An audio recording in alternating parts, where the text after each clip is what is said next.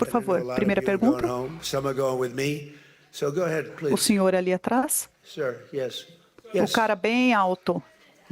Que é muito inseguro, né? Parece que ele não quer fazer a pergunta. É um cara bem simpático, mas parece muito inseguro. Dá um microfone para ele, gente. Nós não ouvimos a pergunta, aguardamos. A guerra no Irã parece ser um beco sem saída estratégico para o senhor. Por que o senhor não consegue encerrar a guerra no Irã? Eu acho que nós fizemos o oposto. A guerra no Irã é um sucesso militar tremendo e eu posso responder apenas a essa pergunta dizendo que eles não terão uma arma nuclear. Eu fui até lá por uma razão, que eles não tivessem uma arma nuclear. Que eles desnuclearizassem o Irã. E isso aconteceu, e agora a coisa está tão afundada numa montanha, uma montanha de granito que caiu em cima do material nuclear, e eu acho que o Irã é um tremendo sucesso. Você vê os preços do petróleo estão mais baixos do que quando eu comecei. Eles não têm mais forças militares, a Força Aérea acabou, os 159 navios estão afundados no fundo do mar. O radar acabou, tudo acabou. Então, eu acho que é um tremendo sucesso. O pessoal das fake news falam que a gente não funcionou, mas quando a guerra começou,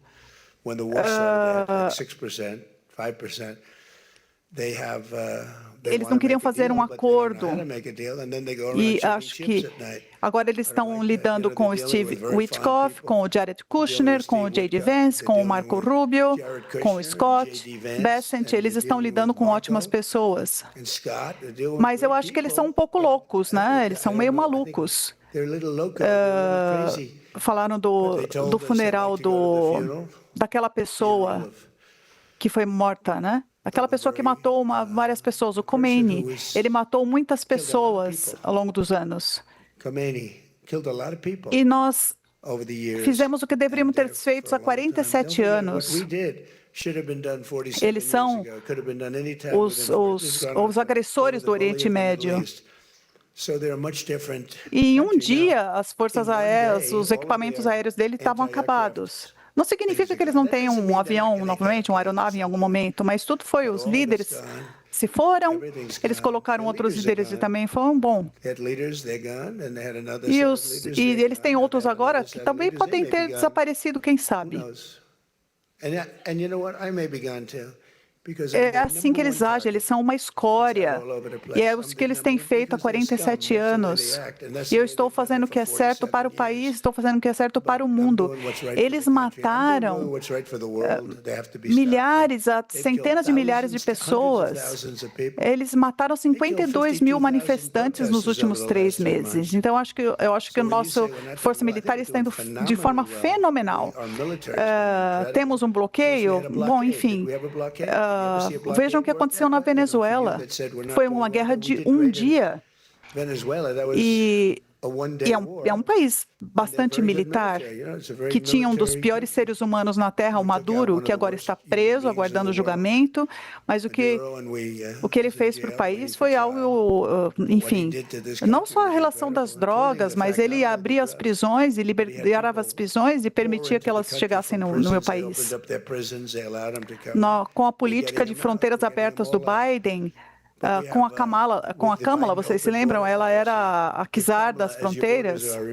Isso foi um desastre. E agora está consertado. E agora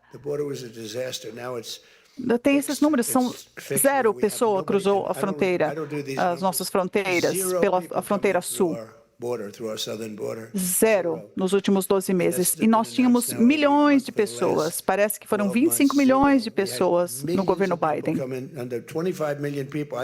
E na maior parte eram traficantes, pessoas que escaparam. Enfim, estou falando assim, todas as prisões, estou falando só da América do Sul, não, estou falando do Congo, estou falando de todo o mundo. As prisões foram esvaziadas e os presidiários foram jogados no nosso país. Tivemos os piores assassinos, que nunca deveriam ter entrado no nosso país. E chegaram andando no país nessa política de fronteira aberta. Bom, próxima pergunta.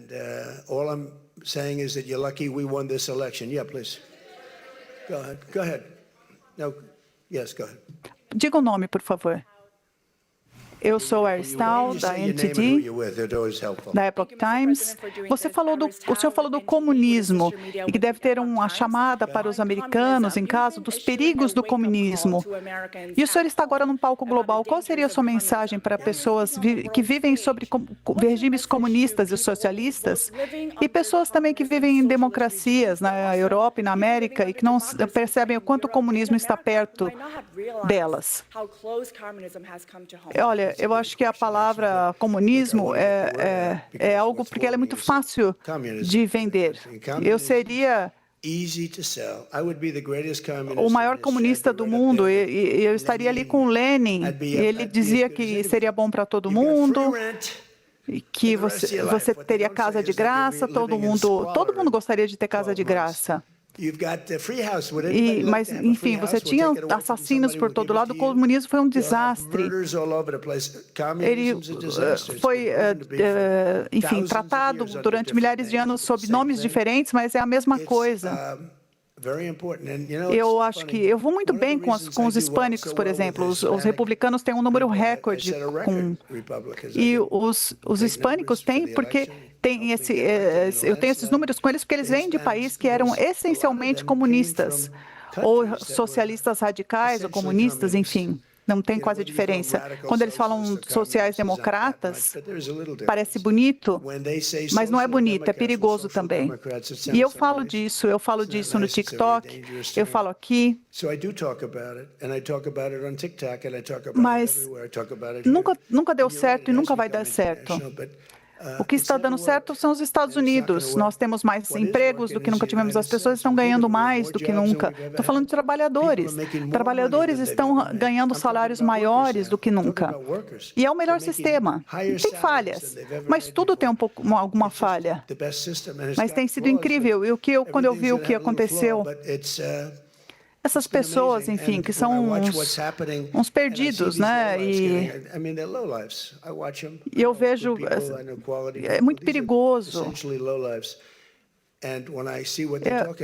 As pessoas fizeram declarações, enfim, sobre o comunismo, e eu acho que esse país, com o que está acontecendo nos arredores, é mais perigoso do que era na Primeira ou na Segunda Guerra Mundial. Por exemplo, quando a gente fala do 11 de setembro, quando a gente fala de Pearl Harbor, foi um perigo muito grande. Eu acho que o conceito do Ocidente virar comunista é um problema, porque uma coisa que acontece com o comunista é que você nunca consegue voltar atrás, você morre uma morte horrível, de miséria completa.